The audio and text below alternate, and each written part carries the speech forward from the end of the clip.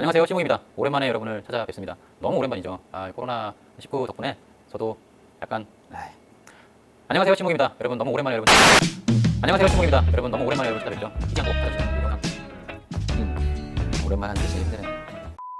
안녕하세요, 시몽입니다. 여러분 진짜 오랜만에 여러분 찾아뵙습니다. 그럼에도 불구하고 제 채널 잊지 않아 주시고 시몽 찾아주시는 여러분께 진짜 감사드리고요. 오늘은 사복음서의 첫 번째 썰을 한번 풀어보려고 해요.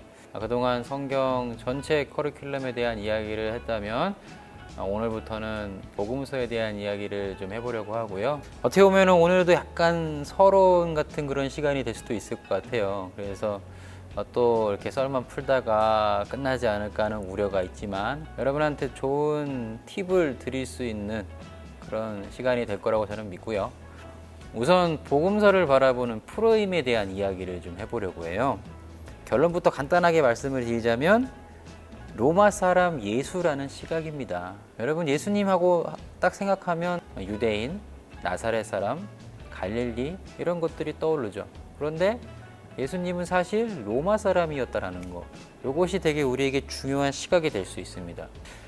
예수님을 믿고 나면 로마 제국보다 예수님이 좀 커 보이거든요.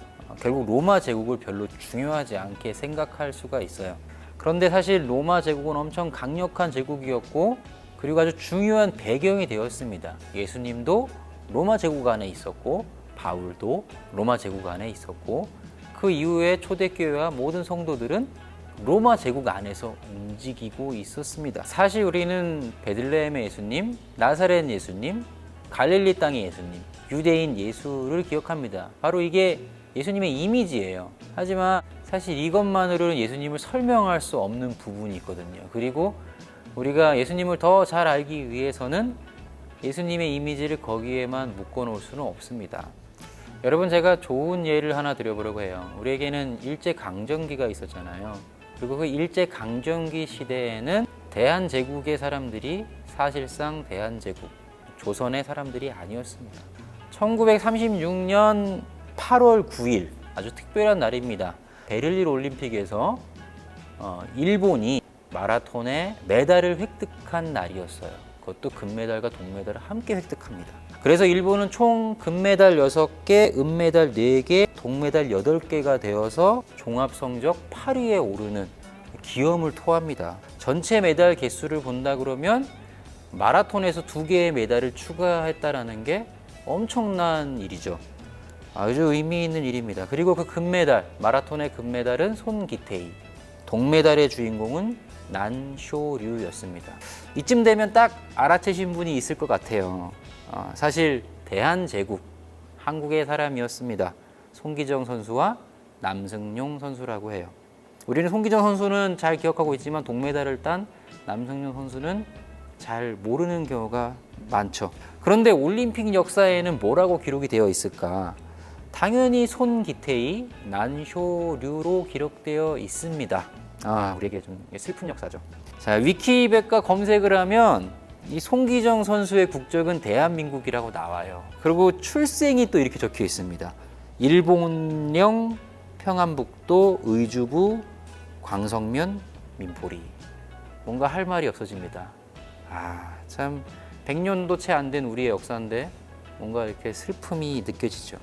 그러니까 이 송기정 옹께서는 일본 대표팀으로 뛰어야 했고 로마자 표기로도 일본인 이름을 적게 되는데 그래서 세상의 많은 사람들이 송기정 선수의 이름을 손기태이로 기억할 수밖에 없습니다. 물론 송기정 선수는 자기의 이름 사인할 때도 한국어로 적었고 그리고 심지어는 그 옆에다가 한반도를 그려 넣었어요. 아주 재밌는 분이죠. 그리고 인터뷰에서는 내 모국은 한국이다 이렇게 당당하게 밝히셨습니다. 시상식 때에 태극기가 아닌 일장기가 올라가는 걸 보면서 눈물을 흘렸다고 합니다. 오늘 좀 썰이 길긴 한데 어쨌든 썰을 푼 거 끝까지는 풀어야겠죠. 조사하면 다 나옵니다. 올림픽 ORG 홈페이지에 가면 다음 올림픽 정보를 볼 수 있습니다. 참 개인적으로는 참 유감스럽기도 하지만 지금 이 이야기와 참 어울리게 2021년 7월 23일 도쿄올림픽이 확정되었습니다. 그리고 역대 올림픽에 대한 정보도 나와요. 베를린 올림픽에 대한 정보도 나옵니다. 사진을 제가 스크랩을 해왔는데요.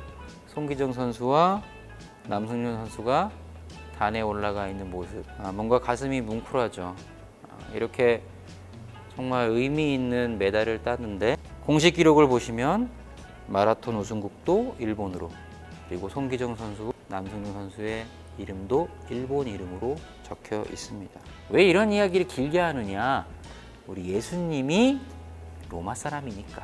예수님은 단순히 유대인 나사렛 사람이 아니라 예수님은 로마 제국 안에 살고 있는 로마의 한 구성원이었다라는 것. 예수님은 갈릴리 호수 주변에서 활동하였죠. 맞습니다. 그리고 우리는 예수님을 유대인으로 기억합니다.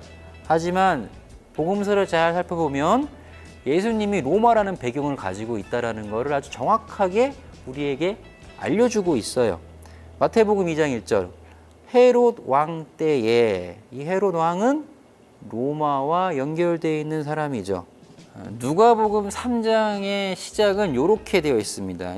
대박이에요. 디베류 황제가 통치한 지 15해, 곧 본디오 빌라도가 유대의 총독으로, 헤롯이 갈릴리의 분봉왕으로, 그 동생 빌립이 이두레와 드라고니 지방의 분봉왕으로, 루사니아와 아빌리네의 분봉왕으로.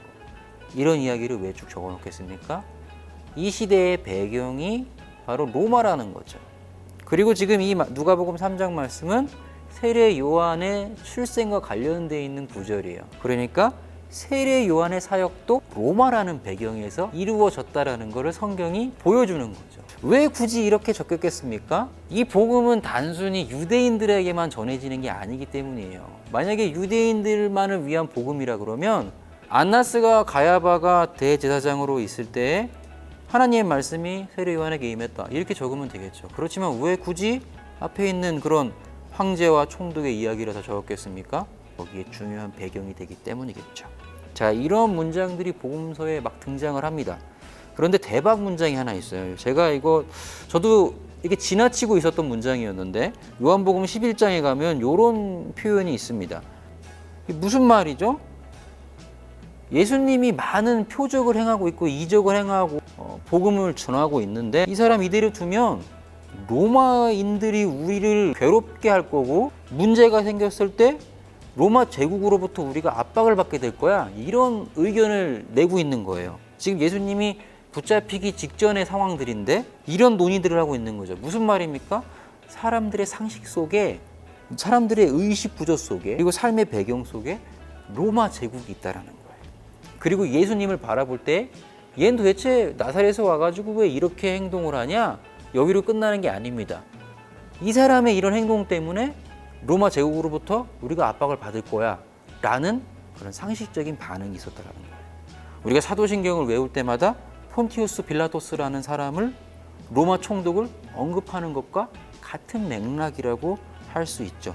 예수님의 탄생의 배경에도 로마가 있고, 예수님의 사역과 예수님의 고난과 죽음의 배경에도 로마 제국이 있다라는 겁니다. 그러니까 로마라는 대제국의 한 구석에서 사건이 시작된 거예요. 예수님의 탄생, 예수님의 사역은 그냥 유대 땅 한 구석에서, 그리고 갈릴리의 사역, 이렇게만 이해할 수 있는 게 아니에요. 로마 제국의 한 구석에서 예수님의 탄생과 사역이 이루어지고 있었다라는 겁니다. 그러니까 예수님은 유대인으로서 유대인 중에 가장 낮은 자로 오신 게 아니죠. 로마 제국에서, 온 로마 제국에서 가장 낮은 자로 오신 예수, 우리가 그 예수님을 바라봐야 한다는 거죠. 그리고 이 시각을 그대로 오늘날로 가져온다면, 그러면 예수님은 온 세상에서, 우리 가운데서 가장 낮은 자로 이 땅에 오셨다라는 적용점이 생깁니다. 쉽게 말하자면 흙수저로 로마 제국에 등장하신 예수님, 이게 지금 하나님의 방식이었고 하나님의 큰 그림이었어요. 사복음서를 이해하는 어떻게 보면 가장 기본적인 배경이라고 할 수 있겠죠.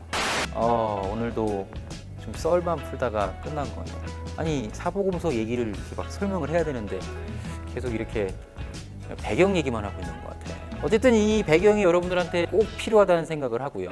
다음 시간에는 예수님의 유년 시절을 조금 다르게 보는 시각에 대해서 이야기를 하면서 복음서의 내용들을 조금 더 다루도록 하겠습니다. 지금까지 시목이었습니다.